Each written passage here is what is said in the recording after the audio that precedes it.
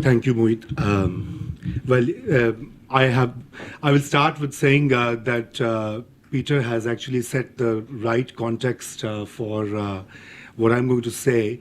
In particular, some of the kind of narratives that permeate Pakistani mindset regarding both militancy and extremism, and its genesis in the country as well.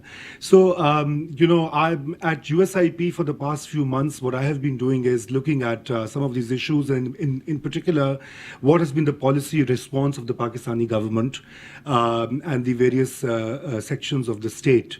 And my primary focus when I started my work was on the key policy document, the NISP, the Internal Security Policy, which was approved almost a year ago, and has been under implementation since then. But then this unfortunate Peshawar attack took place, and that also, gave me some more insights into the kind of responses we are now seeing in Pakistan, both by the people as well as the state. And surely, as Mohit mentioned at the start of this debate, that never has Pakistan appeared so determined and clear in fighting and combating the various manifestations of terrorism as it is perhaps now. And some of what the data that Peter showed us kind of confirms that. Particularly the trends in not negotiating with the terrorists, in taking firm and clear action against them. So in this context, what is also important is to remember that Pakistan's internal security is actually driven and linked to its perception of its external insecurity. Pakistan has been an insecure state, since 1947, and it has that narrative, which is the official state-sponsored thesis about Pakistan's existence, that it came into being as an anomaly to India, and India would be willing to dismember it or harm it or break it or lord over its decline. And sadly, 1971, that whole prophecy was partly fulfilled. It was not solely India's doing, because Pakistani policies were much to be accounted for. But Indian intervention in 1971 to support the Bengali nationalism and the creation of Bangladesh has left a deep scar on the security framework of Pakistan and how the military views Pakistan's security. And that is what matters at the end of the day. And in that context, the India-centric security view then drives how the internal security has to be managed. And in part, this whole narrative of external forces at work, whether they are Indians or whether they are the later in the more recently the Americans, is a kind of a national belief system, and it is very difficult to challenge that and undo that. It would require decades of very hard work, because that is what the Pakistani textbooks state, that is what the military doctrines say, that is what an ordinary Pakistani, you ask them and they would kind of confirm that India is the enemy and we are threatened, and therefore all militias that target India or vow to target India are sort of kosher. And that is where the problem of larger internal security emerges, because if you have certain militias which are directed towards India and have direct or indirect support of the state, then it is very difficult to tackle the other militias that have emerged in the recent decades against the Pakistani state. And TTP is a prime example of that offshoot of the jihad infrastructure that has been in place for nearly 3 decades now. I'll quickly go to the policy sort of documents and frameworks that guide the counterterrorism operations now. And it's also amazing that the issue of terrorism and civilian deaths and horrific bomb blasts is not new. Only in last 5 years, 1,000 schools were blown up by the Taliban, and that's data compiled by the Human Rights Watch. Over 50 Sufi shrines have been targeted in the last 6 years. There have been ghastly incidents against women and kids in Peshawar, in Lahore, in other parts, in Quetta, where civilians have been targeted. But the Peshawar school, with that mass scale of brutal murder of kids, changed the narrative, and more so because it was an army school, and a lot of kids there had relationships with the military officials. Either they were directly kids or somehow linked to that. So I think finally the realization dawned in the Pakistani policymakers that they have to do something and stand clear and appear to be firm and clear-headed with view to the militancy challenge. The National Internal Security Policy was drafted last year in 2013, and it was formally approved almost a year ago by the federal cabinet, and since then it has been under implementation.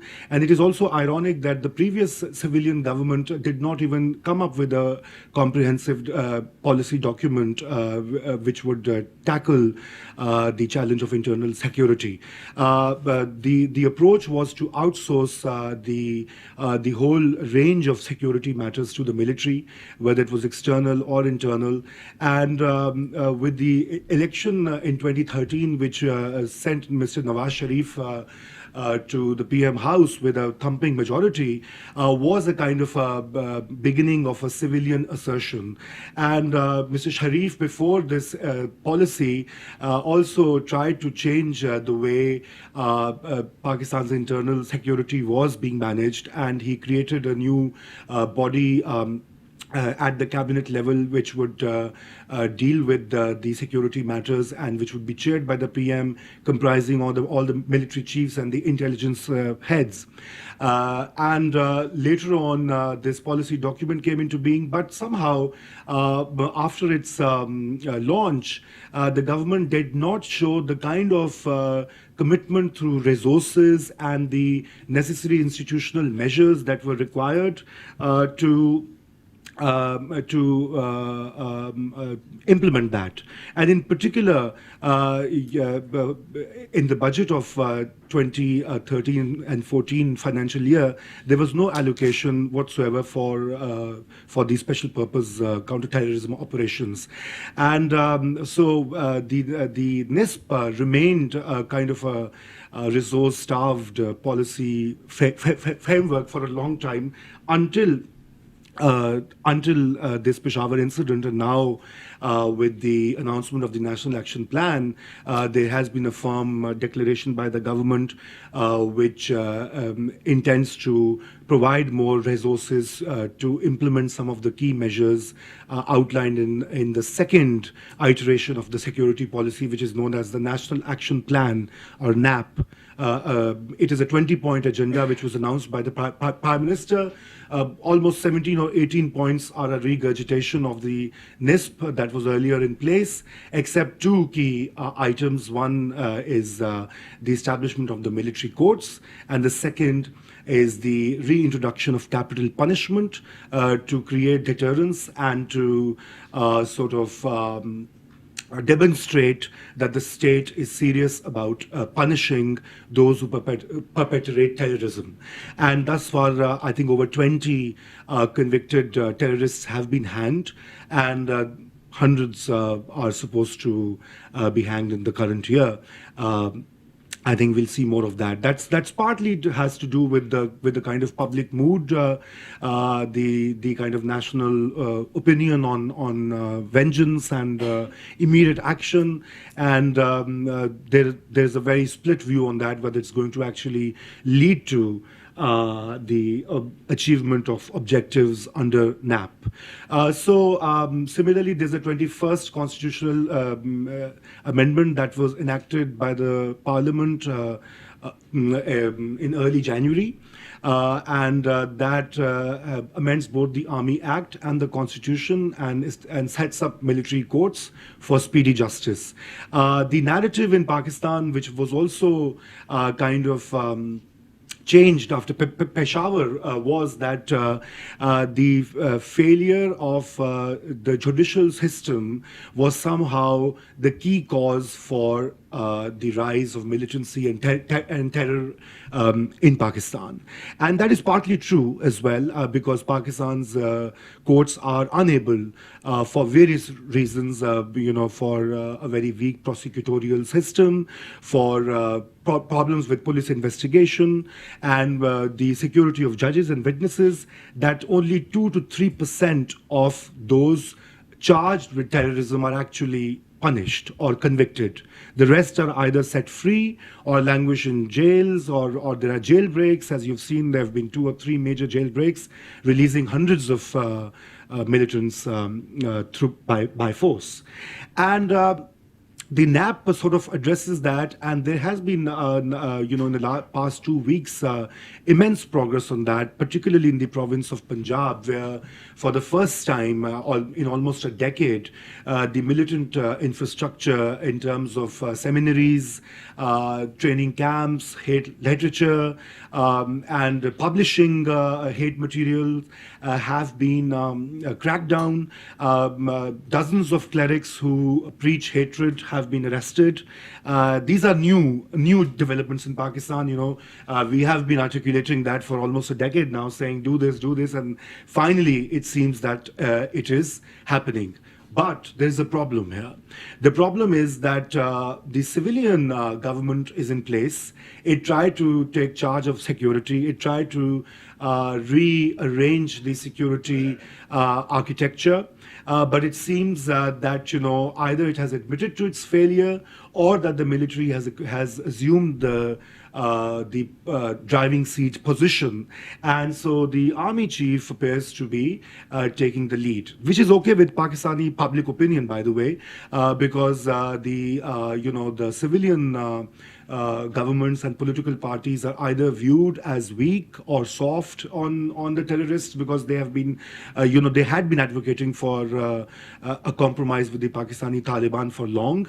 And secondly, that the paradox of Pakistan is that the military is viewed as the only viable institution that can deliver results, while a lot of its security worldview is also paradoxically responsible for some of the mess that we are in today. And that is a kind of a paradox which has continued for decades, and it's an unresolved one, and we'll see how this transforms. The second problem with the implementation of the National Action Plan is that Pakistani constitution in the recent years has also undergone major shifts through constitutional amendments which have empowered the provinces, and it is no longer the kind of centralized state that Pakistan, say, 10 or 20 years ago was. Over 110 functions purely belonging to the federal government were devolved to the provinces in 2010, 2011, and 2012. The finances, the federal taxes, the bulk of share goes to the provinces, and a lot of de-radicalization measures, whether they have to do with changing of narratives, improvement of education system, police reform, local government reform, are purely provincial domains. And the provinces have not been on board in both the formulation of NISP and, to a great degree, the National Action Plan. Although the National Action Plan came through a consensus by the political parties, but it was a kind of a centralized process, which was then told to the provinces that you have to implement it. How far they own it, how far they're going to put in their own money, remains to be seen. And in the provincial management of internal security, there's also a dichotomy that is emerging, which is that while the chief minister of a province is in charge of the home affair, the internal security affairs, the police, the intelligence, civilian intelligence operations, the so-called apex committees, which are coordinating the implementation of National Action Plan, are being led by the army chief. So in January, there were two meetings held in the Punjab and Khyber Pakhtunkhwa provinces, where the army chief was leading these meetings, and the chief ministers who are elected and in charge, constitutionally mandated with the various functions they have to deliver, were there as participants or senior distinguished participants or panelists. So there's a bit of a anomaly there, and because you have a civilian government, you have a democratic order, but in effect it is the military which is in the driving seat and implementing the National Action Plan.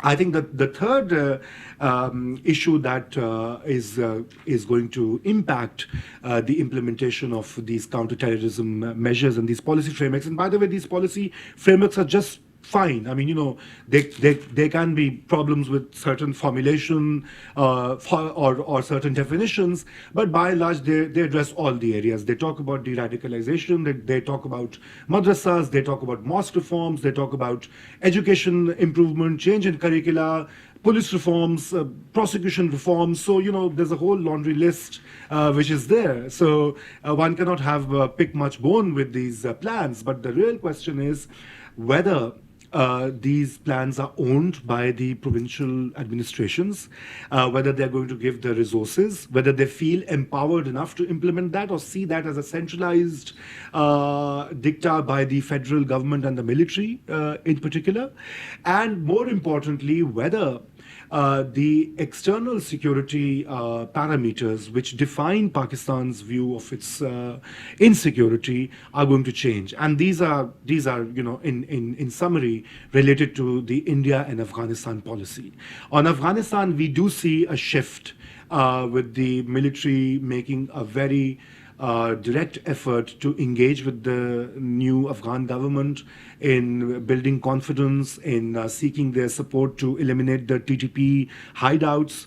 But on India, it's all stalled. It is stalled. The diplomatic engagement broke down in August 2014. Since then, there have been no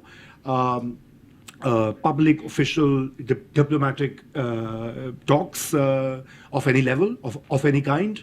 Secondly, the Indian Prime Minister has also, to appease his own constituency, has taken a hard line on Pakistan. And Indian public opinion also does not seem very interested in engaging with Pakistan. And in Pakistan, that there are very few advocates who really want the India policy to change. So that's the dilemma that is going to impact, because if the private militias that act as arms of Pakistan's security policy towards India remain in place, they are going to support laterally or covertly the jihad infrastructure. And Pakistan's action plan against terrorism cannot succeed if the jihad infrastructure is not unpacked, undone, and morphed into something different. And one last minute, Mohit, sorry for the stepping over my time. And so this particular dilemma pervades the larger internal security debate. I think one final point that has to be made is that the overt or the over emphasis on the Taliban, whether they're Afghan or they're Pakistan or the India-centric militias, is well known here in Washington and elsewhere. But actually, the crux of the internal security challenge now is sectarian outfits that have grown in number, in their power, in their outreach, and that are largely based out of Punjab, but have now, found new sanctuaries in Sindh province, in Balochistan for various reasons, and they provide not just the foot soldiers to the Pakistani Taliban, but also drive the ideological agenda of the larger, Sunni extremism in country, and that requires a far more complex and delicate strategy to deal with, and that is still largely unaddressed, because crackdowns are easy. You can go and arrest 500 clerics, shut down a few dozen madrasas and mosques, confiscate hate materials. But what do you do? What do you do next? For that, you have to have a larger internal discourse within Pakistani society and within the Islamic theological parameters, and look at sources within Islam that promote harmony and tolerance. Because at the moment, it's a kind of a hotbed, a time bomb that is ticking. And what needs to be done? Well, basically, I think. There are three issues here. The national NACTA, which is the National Anti-Terror Counter-Terrorism Authority, is the leading, or a Pakistani version of Homeland Security, is the driver of these counter-terrorism measures. Thus far, it has not been funded. Despite so many years, it has a very thin staffing expertise, and many of the functions it is supposed to perform, and most importantly of intelligence coordination between civil and military, remain unimplemented. And the Prime Minister is the leader of that. The NACTA did not even meet for a whole year until this Peshawar tragedy happened, and then the Prime Minister gave the orders for its board to meet. So it has to be given the due importance. If you look at the example of Sri Lanka, which combated private militias fighting the state, there was a far more engagement by the office of the Prime Minister in leading the operations. The second is resourcing, which I've already mentioned, and the third then comes to the kind of institutional arrangements that you need, and for that, without effective police reforms and local government reform and education reform, all these action plans would not have long-term impact